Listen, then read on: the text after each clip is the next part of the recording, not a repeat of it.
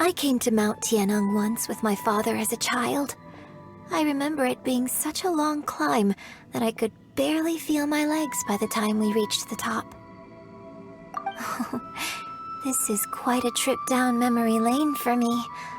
Look at these majestic, towering peaks, and the gently flowing streams. It's like setting foot in paradise. No wonder the legend of the divine damsel of devastation is said to have taken place here. Adepti wander oft where mortals seldom stride. Indeed, this looks like a place that one might expect to be frequented by Adepti. The Divine Damsel of Devastation is your upcoming opera, right? And the story takes place in Mount Tianheng. Huh. Seems like you have a real connection with this place. What's the story about, though? It's the story of a girl becoming a hero. Cool! A hero story? They're Paimon's favorite! The legend first arose in this area. It is said that there used to be a prosperous village on the mountain. In that village, there was a loving couple who were completely devoted to one another. One day, a terrifying monster appeared.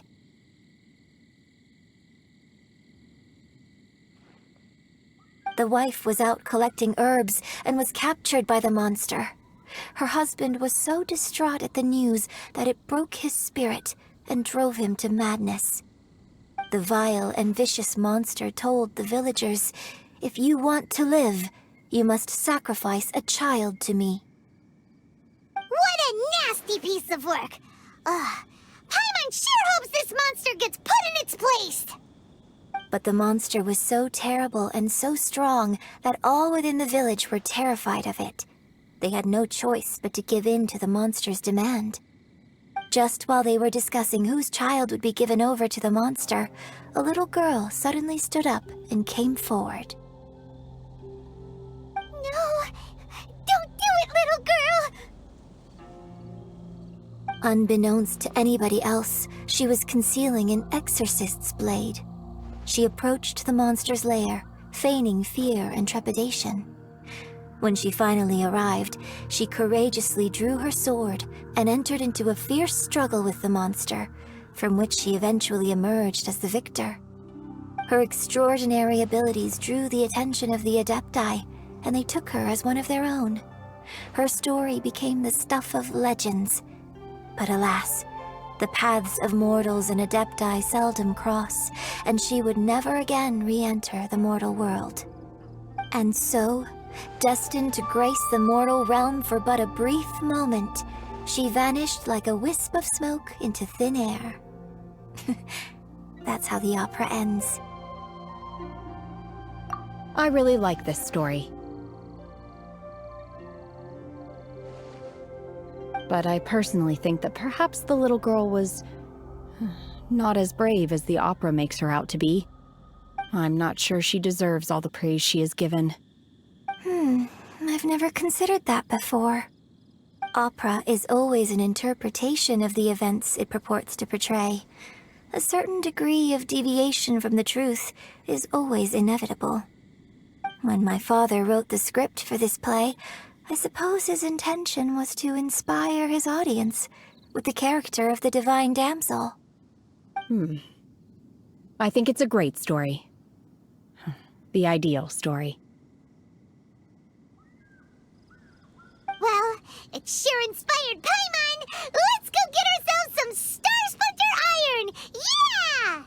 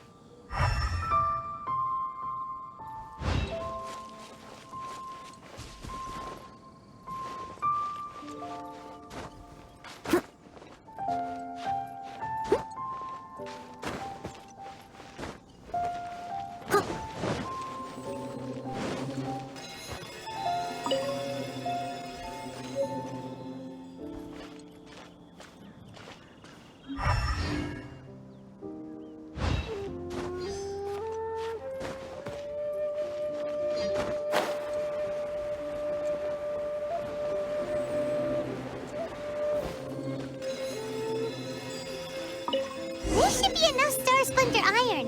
Now we just need to find that Subrosium. I think I saw a village on our way here. Master Zhang said we should ask the locals for help. Why don't we try there?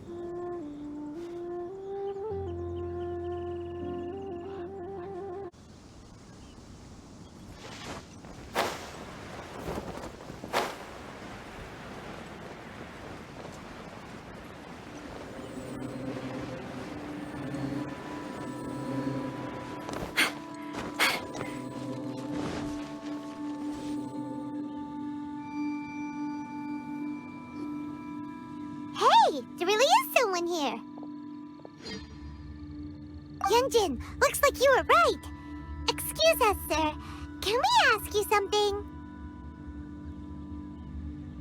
Huh. He didn't seem to catch that. Hello, sir. We were just passing by and wanted to ask if you happen to know anything about Subrosium.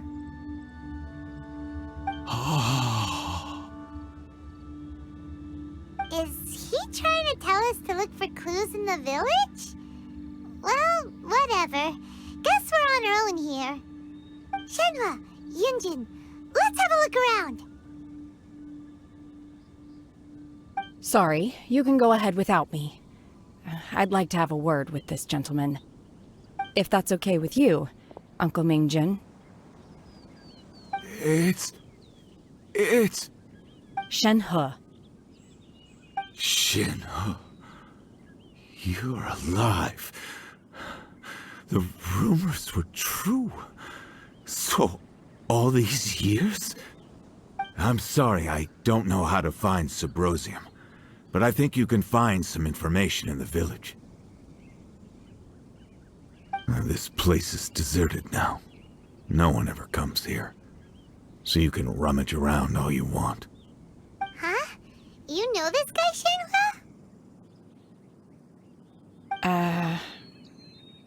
Thank you, kind sir. We'll go and take a look around. Don't worry. Mingjin has no ill intention towards Miss Shenhe. She'll be quite safe. Okay, then let's see what we can find in this village.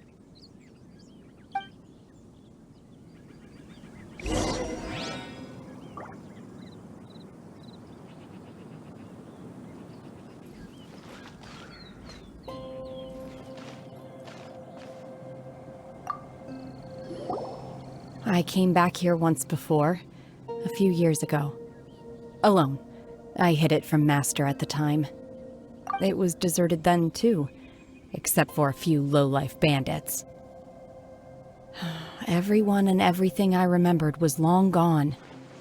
But as people were passing by, they stopped to admire me. They praised me, telling me I gave off the aura of an Adeptus.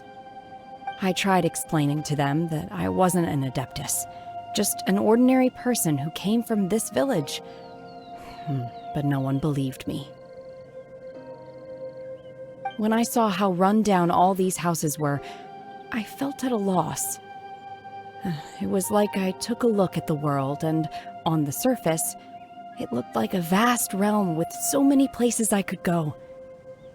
Then I looked a little closer, and there was nowhere for me to go at all. Suddenly, so much time has gone by. Everything has changed. Last time I visited, I felt so upset. But today, I don't know why, but it feels different. It is easy for your mind to run wild when you are alone. But this time, you are with your friends, aren't you? Yes, my friends.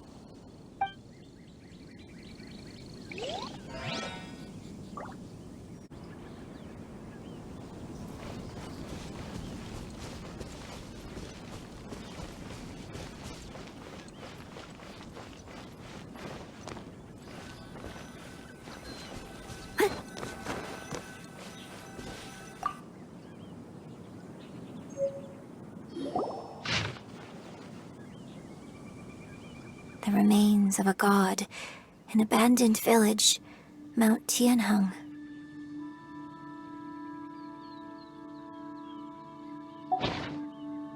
Does this mean that the true story of the divine damsel of devastation happened right here, in this village? The time frame certainly matches, so it seems we're in the right area. Let's keep looking around.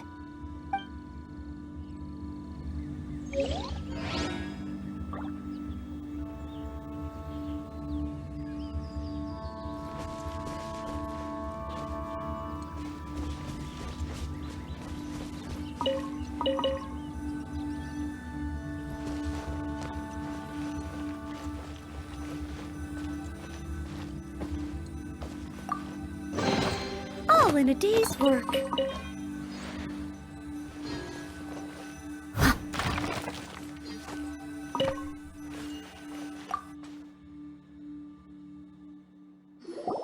Huh. What's this?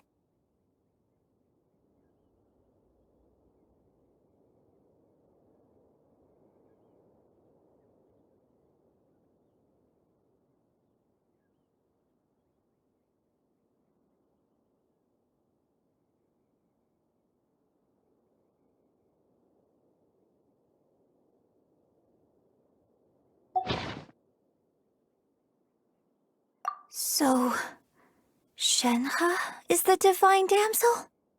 Now that I think about it, she does behave rather like an adeptus, and she is about the right age. So that's why I've been getting the strangest feeling whenever I chat with her. I should have noticed it earlier. According to this text, the divine damsel from the opera was actually the daughter of the loving couple. And she didn't volunteer. She was sacrificed to the monster by her own father. Oh. The truth is even more lamentable than the opera. Now I understand why Shenhe said the girl was not as brave as people think. It wasn't her choice to enter that ghastly situation. She was forced into it. Oh. It looks like my father may need to make a few revisions to his beloved opera. We've looked everywhere, but still no mention of Subrosium. Let's have a look over there.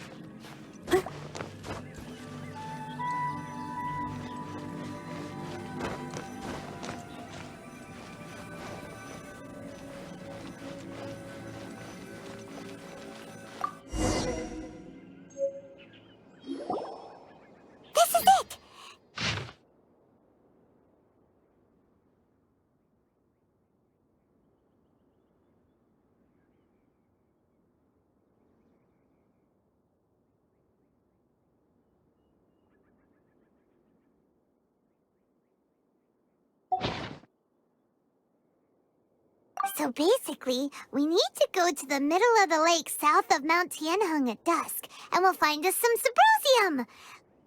Let's go back and tell Shenhe the